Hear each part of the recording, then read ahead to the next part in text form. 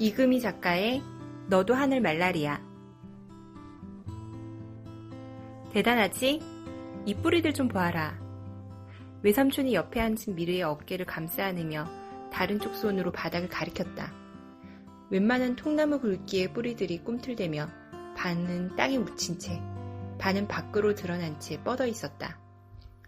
여름이 돼서 잎이 무성해지면 굉장할 것 같지? 꼭 용트림. 저 도로 외삼촌 따라가면 안 돼요? 미르는 외삼촌의 이야기를 더 듣고 있으면 마음이 열어질 것 같아 말어리를 잘랐다. 엄마 혼자 남겨두고?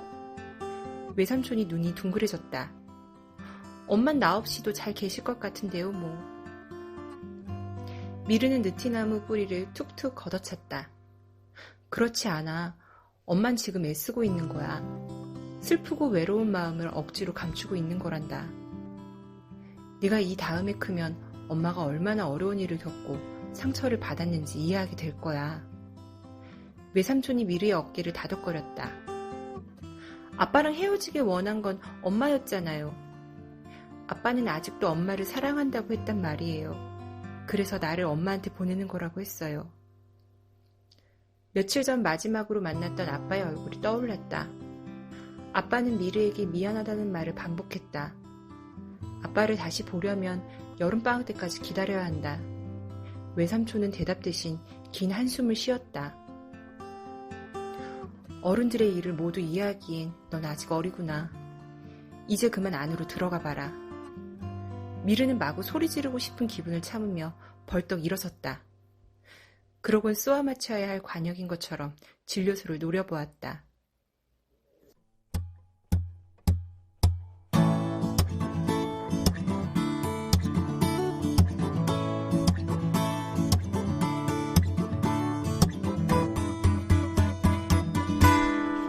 천방지축 문화청년들의 책수다. 이제 시작합니다.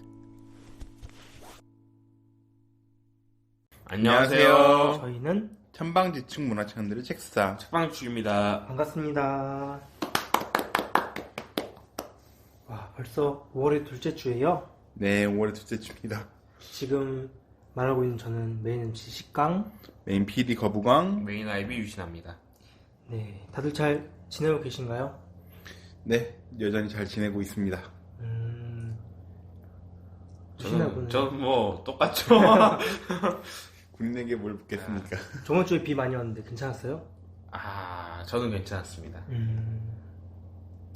자, 가정의 달을 맞아 동화 특집. 네, 이제 두 번째죠? 네, 두 번째입니다. 거부광 형이 준비하셨는데 한번 소개 네. 부탁드릴게요. 알겠습니다. 저는 이금희 작가의 너도 하늘 말라리야 라는 작품을 가져왔고요. 이 이금희 작가는 밤톨마을 큰돌이네 시리즈로도 유명해요. 둘 다 동화인데 동화판에서는 꽤 유명한 작품들이에요. 혹시 이금희 작가의 작품들은 읽어보신 적 있으신가요? 저는 없습니다. 네. 유진과 유진. 알고 있네요. 유진과 유진. 네, 유진과 유진도 있죠. 청소년 문학 작품이에요. 그건. 이금희 작가는 꽤 유명한 동화 작가예요. 1984년에 세 번 문학상으로 데뷔해서 영구랑 흑구랑이라는 작품으로 수상을 했고 85년에 소년중앙문학상, 87년에 계몽사 아동문학상, 2007년에 소천문학상, 11년에 윤석중문학상, 17년에 방정환문학상, 그리고 2018년에 IBBY 아너리스트 글부문 선정 장편소설 거기 내가 가면 안 돼요 라는 작품으로까지 이제 후보로 올린 적이 있다고 알고 있습니다. 네. 그러면 이금희 작가는 마치 그런 거네요. 저희들이 안톤 체홉이나 이런 걸 그런 작가를 보는 것처럼 어린이들 사이에서의 핫스타? 핫작가? 어린이들 사이 근데 실제로는 어린이들은 작가 따라 읽는 친구는 잘 없어요. 그 책을 정말 많이 읽는 사람들이 아니면은. 근데 이 사람이 다루는 주제가 좀 나중에 얘기를 차차 하겠지만 편부모 가정이나 시골 농촌 사회 이런 쪽을 다루고 있거든요. 동화치고 좀 특별해요. 저도 이 사람 작품을 유진과 유진 그 다음에 이제 밤톨마을 큰돌이네 시리즈를 접했는데 밤톨마을 시리즈도 편부모 가정에 이제 새로 재혼한 엄마가 와가지고 이제 들어오는 시골에서 일어나는 이야기를 다룬 건데 굉장히 독특한 동화라고 생각을 했어요. 이전에 읽었던 행복한 왕자랑 또 결이 많이 다른 동화예요. 재밌겠네요. 그러면 한번 작품 안으로 들어가 볼까요? 네. 도시에 살다가 엄마를 따라 시골로 오게 된 여자아이 미르는 시골이 마음에 들지 않습니다. 아빠랑 이혼해버린 엄마가 원망스럽고 이곳 생활도 싫습니다. 엄마에게 늘 반항하고 불만을 가지고 친구들에게도 마음을 열지 못합니다. 시골에 살고 있는 다른 친구 소희도 상처가 있습니다. 부모 없이 할머니와 단둘이 살고 있는 소희는 일기로 자신의 마음을 달랩니다. 다른 친구 바우는 엄마가 일찍 돌아가시고 나서 선택적 함구증이라는 마음의 병이 걸려 말을 하지 않게 됩니다. 상처가 깊은 이 세 친구들, 시골 마을에서 잘 지낼 수 있을까요? 상처를 어떻게 이겨낼 수 있을까요? 읽기의 줄거리고요. 일단 글을 분류할 때 동화와 소설을 가르는 기준은 바로 동심이라고 배운 적이 있어요. 어린아이와 같은 마음 말이에요. 동심은 정말 중요합니다. 이게 왜 그러냐면은 새싹으로 비유를 하자면은 열이지만 이제 새싹이 어떻게든 삶을 지탱하면서 살아나가려 애쓰죠. 그런데 이때 누군가 상처를 입힌다면 이 새싹이 아주 나중에 커다란 식물이 되어서도 그 상처를 계속 간직하며 살게 됩니다. 이게 똑같아요. 이게 동심은 이 중요한 이유가 이 아이에게 지금 네 마음이 얼마나 중요한지를 알게 해주는 것도 있고, 그리고 그때 그 아이가 이 소중한 걸 제대로 지켜내지 못했을 때 어른이 돼서 나중에 결국 터져 나온다는 거죠. 저는 동심이 소중히 여겨지는 모습을 보았을 때 감정적으로 좀 울컥하게 되는 경우가 있어요. 저는 동심을 잘 지켜내지 못했던 것 같은 생각을 하거든요. 그래서 그래 이게 그렇게 소중한 것이었지라는 생각을 하면서 동심을 지키는 그런 애들용 만화를 봤을 때도 좀 울컥울컥 하는데, 여러분들은 그런 경험 있으신가요? 저는 딱 그냥 바로 생각나는 거는 그 유태인 나오는 영화 있잖아요. 인생은 아름다워. 인생은 아름다워. 아버지가 그 애 동심시켜주려고 하는데 장르가 그러니까 중간에 갑자기 확 바뀌잖아요. 그때 다들 울컥하지 않으셨나요? 맞아요. 끌려가면서도 이거 놀이야 하면서 애가 상처받지 않게 하려고. 정말 명장면이고 정말 좋은 작품이라고 생각을 해요. 그것도 어떻게 보면 동심 맞아요. 네, 관련된 거일 수도 있을 것 같고. 근데 그 울컥하게 되는 게 사실은 포인트가 그런 것 같아요. 그 동심을 지켜주려고 애쓰는 아빠의 모습이 되게 인상적인 영화잖아요. 그것도 중요한데 동심 그 자체가 좀 그 울컥하게 만들어요, 저는요. 그런 거라면 저는 짱구. 짱구 극장판을 보시게 되면 그쵸. 어른들이 뭔가 계략을 하는데 짱구의 해답은 아주 간단해요. 어린아이의 마음으로. 그냥 하기 싫으면 안 하면 되잖아. 하고 싶으면 그냥 하면 되잖아. 그런 식으로 한단 말이죠.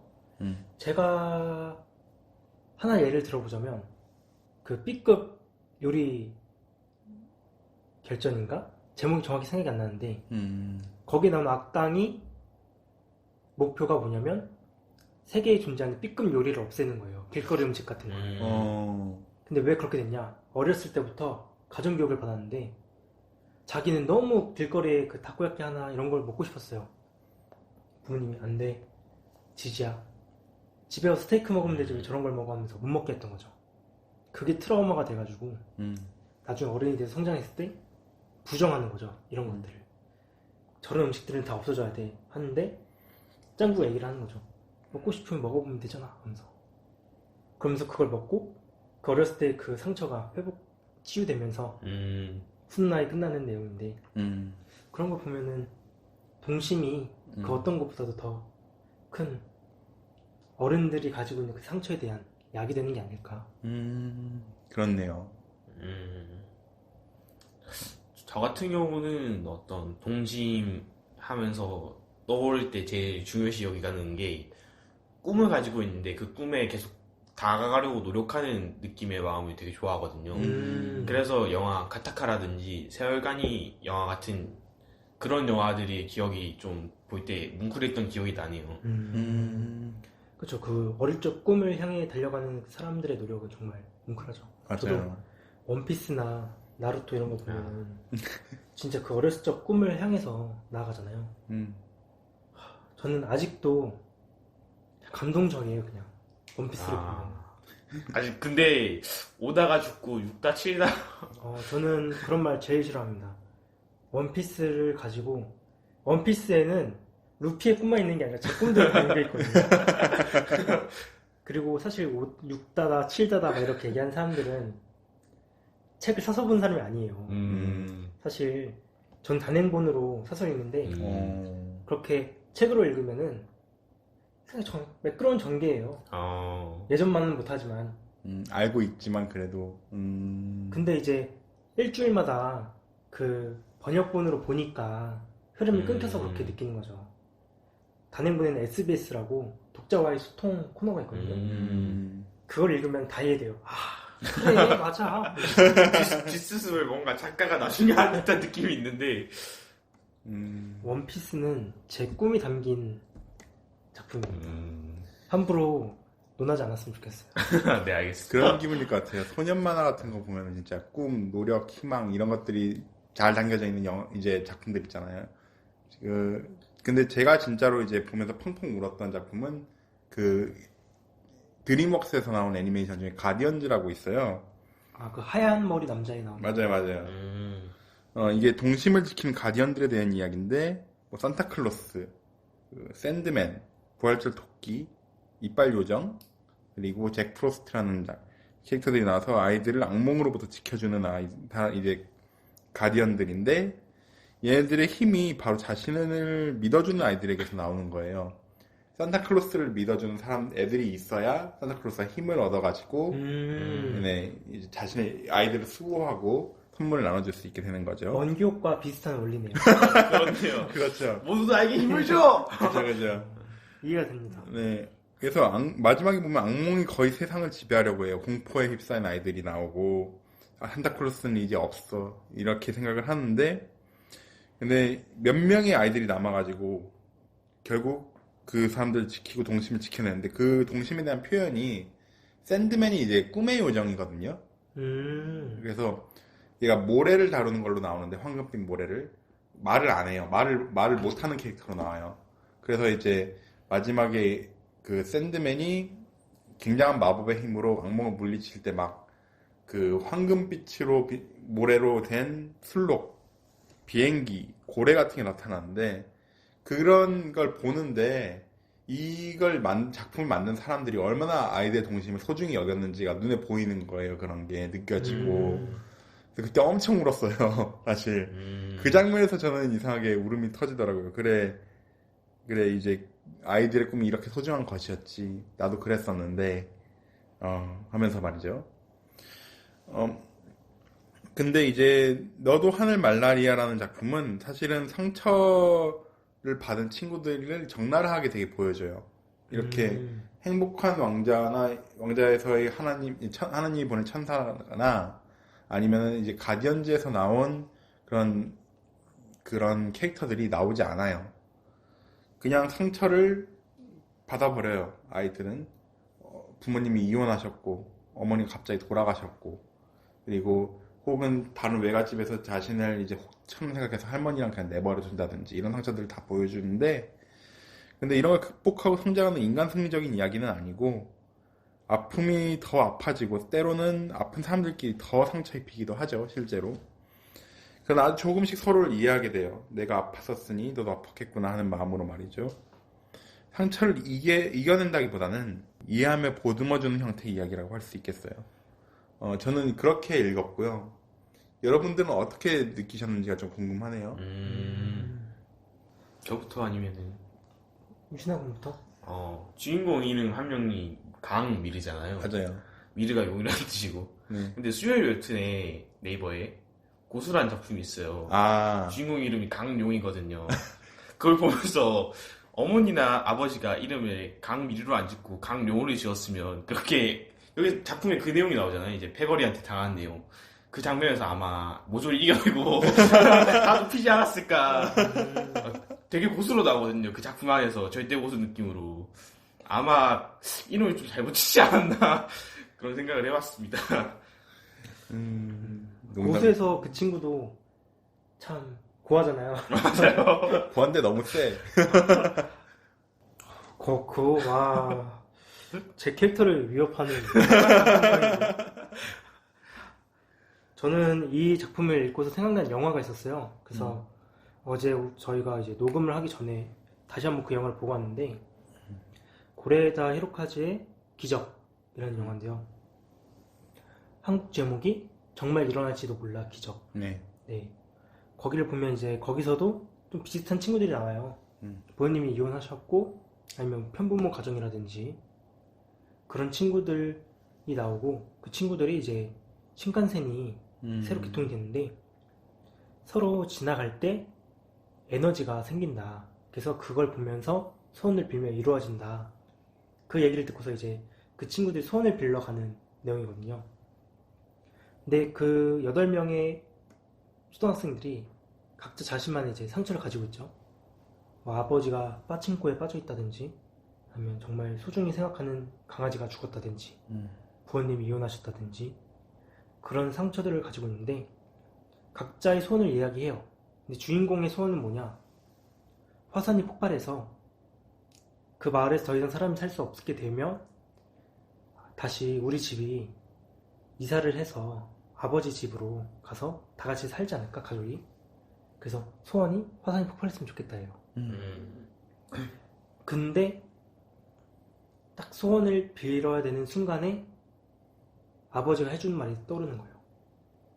너 개인적인 사정보다는 음악이나 세계를 생각하는 그런 남자가 됐으면 좋겠다 라는 아버지의 말이 갑자기 생각이 나면서 그 마을에서 신간센을 보러 간 그 여정이 플래시백으로 떠오르는 거죠. 그래서 주인공이 아무런 소원도 빌지 않아요. 전 그걸 보면서 눈물이 핑 돌더라고요. 왜 그러냐면 이 아이들의 상처, 이 아이들의 소원, 이런 것들이 정말 중요하고 다 이루어졌으면 좋겠지만 이루어지기 힘든 거잖아요. 거기서 소원 빌었다고 갑자기 아버지가 빠친코를 안 하는 것도 아니고, 죽은 강아지가 살아나는 것도 아니고, 이혼한 부모님이 다시 재혼하는 것도 아닌데, 그 아이들이 정말 그 말도 안 되는 말을 믿고서 거기에 찾아간 건 동심이잖아요. 근데 그 소원을 말할 수 있는 그 바로 앞에서 이 주인공이 한 발짝 성장한 거잖아요. 그치. 그걸 보면서 그래, 이거지. 이 감독은 천재야. 어떻게 얼마나 그 따스한 눈빛으로 아이들을 그 관찰을 했으면 이 상처의 치유에 대해서 얘기하는 게 아니고 견디고 성장하는 그 과정에 대해서, 정말 이 아이들의 성장이라는 그 두 글자를 1시간짜리 러닝타임 안에 이렇게 담아낼 수 있을까? 그 생각이 들더라고요. 그래서 이 소설을 읽었을 때 그 생각이 들었어요. 결국에 이 소설에서도 마지막에 다 현실적인 문제들이 해결되는 건 아니잖아요. 그치. 하지만 이 친구들이 상처를 극복해낼 수 있다면 그것은 외부의 도움, 뭐 어른의 도움, 그런 것보다도 이 친구들이 성장하고 스스로 견디고 이겨내는 게 중요하지 않을까라는 생각이 들더라고요. 그게 맞아요. 참 이전에 아이들이 이제 성장해 나가고, 그리고 특히 저도 그 영화를 봤었는데 진짜 너무 감동적이었어요. 별거 아니죠. 사실 어른들이 보기엔 뭐 하는 짓이야 이렇게 생각할 수도 있는데, 이 친구한테는 부모님과 함께 행복하게 살기 위해서 일본을 멸망시키느냐, 아니면 내가 본인이 스스로 견디냐의 선택에서 스스로 견디는 선택을 했다는 것 자체가 되게 귀중한 순간이고, 너도 하늘 말라리아 같은 경우도 상처는 있지만 이건 사실 그 성장의 씨앗은 우리가 해줄 수 있는 게 아니잖아요. 그쵸. 스스로 씨앗을 깨고 나와야 되는 거니까. 그러니까 본인이 결국 해내는 건데 그렇게 본 것 같아요. 이 하늘 말라리아도 그 어른의 갑작스러운 조언 아니면은 뭐 하나님의 천사 이런 식으로 끝내는 게 아니고 아이들이 그걸 견뎌내는 모습을 굉장히 잘 그려냈다는 생각을 합니다.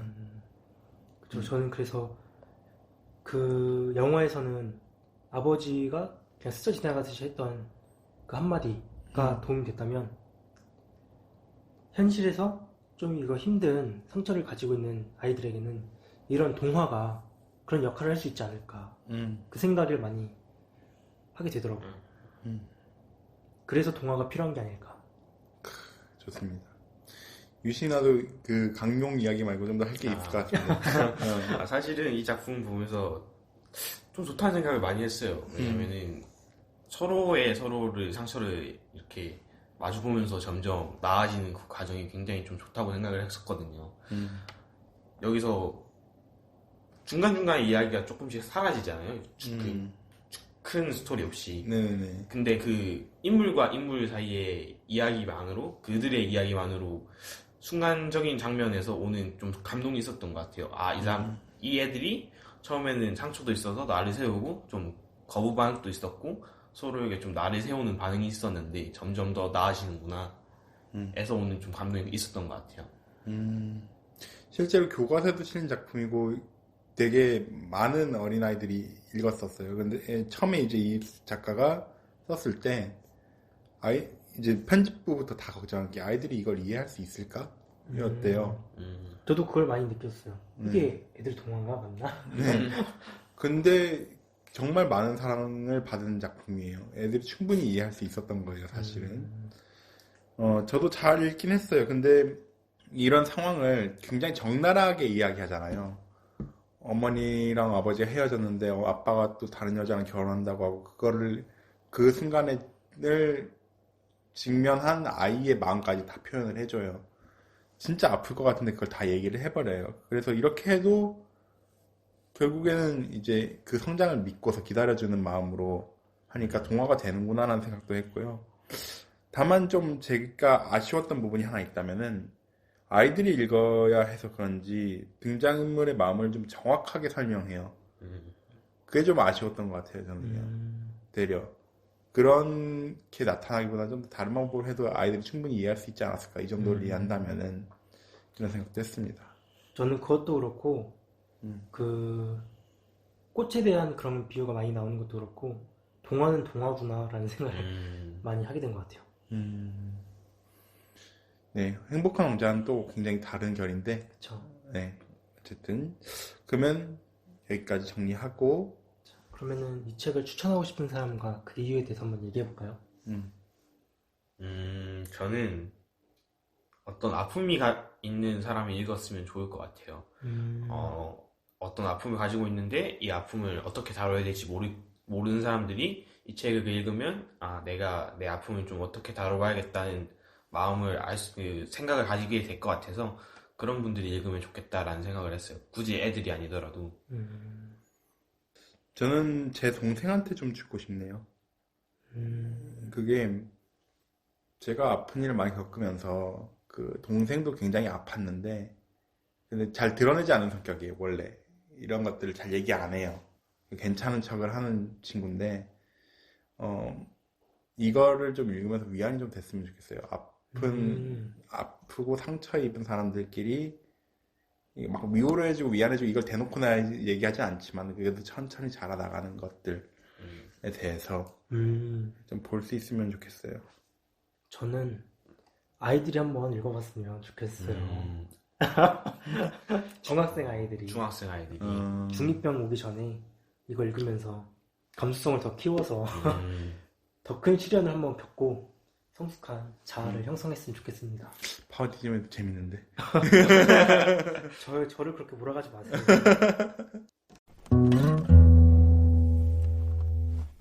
네, 그러면 이제 곰팡이 점수. 네, 한번 들어가 봅시다. 거북왕 형부터 할까요? 네, 저는 18%입니다. 욕을 한 이유는요? 욕은 아니고